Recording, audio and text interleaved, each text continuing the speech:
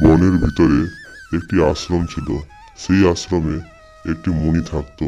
উনি প্রতিদিনই স্নান করে গাছের গোড়ায় গিয়ে বসে। সে আজকেও মুনি স্নান করে গাছের গোড়ায় গিয়ে বসে।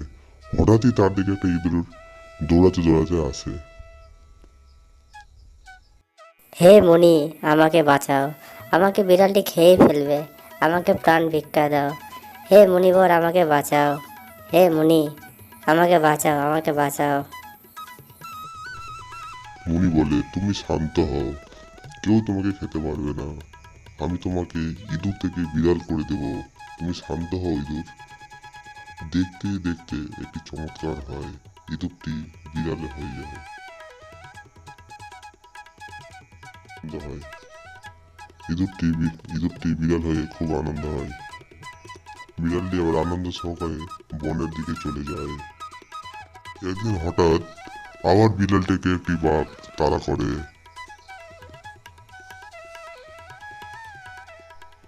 বিড়ালটি আবার মুনির কাছে দৌড়াতে দৌড়াতে যায়।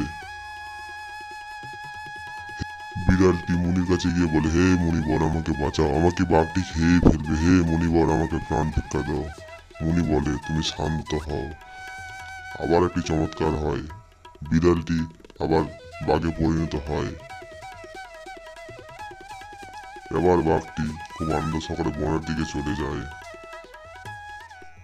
এবার বাঘটি ভাবতে থাকে, আমি তো বনের রাজা, আমারই তো বাঘ, আমাকে আবার কে খাবে? আমি সবাইকে খাবো, আমি বনের রাজা।